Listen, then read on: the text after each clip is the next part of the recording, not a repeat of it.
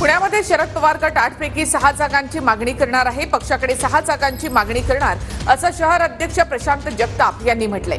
तर ठाकरे गटाकडून सुद्धा 6 जागा लढवणार अशी मागणी करण्यात आली आहे। ठाकरे गटाकडून काँग्रेसच्या धंगेकरांच्या कसब्यावर देखील दावा करण्यात आलाय।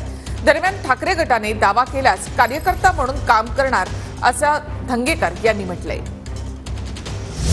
6 जागा मागतोय।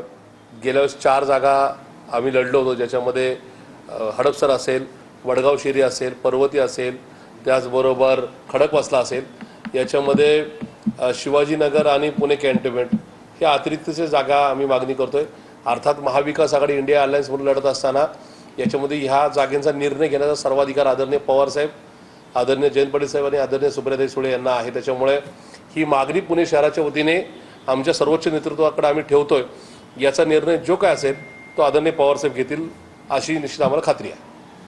पुणे शहरातल्या सर्वच पदाधिकाऱ्यांची आमच्या मागणी आहे की पुण्यातले 6 विधानसभा मतदारसंघ शिवसेनेला मिळावेत, ज्या योगे आम्ही पुण्यातल्या जनतेच्या समस्या सोडवू शकू, जनतेच्या विकासाची कामं करू शकू। जे आज पुणे तुंबतंय, रस्त्यातले खड्डे पडलेत, पण कुठल्याही लोकप्रतिनिधीचं पुण्याकडे लक्ष नाहीये। आणि म्हणूनच जनतेचा आधार जो आमच्या शिवसेनेसोबत आहे, जनतेची मागणी आहे की आता शिवसेनेने लढलं पाहिजे आणि विधानसभेत गेलं पाहिजे, तरच आमच्या मागण्या आणि आमचा विकास या ठिकाणी पुणे शहरात होऊ शकतो। आणि वरिष्ठ जे सांगतील ते खाली आम्ही कार्यकर्ते आणि पदाधिकारी जे काय असतील ते मान्य असतं।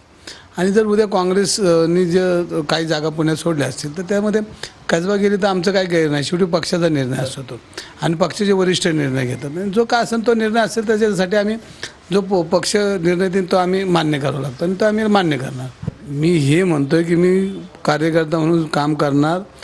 पक्षाने जो निर्णय घेईन तो अंतिम असतो आणि पक्षाचा निर्णय हा आम्हाला मानावाच लागतो ना।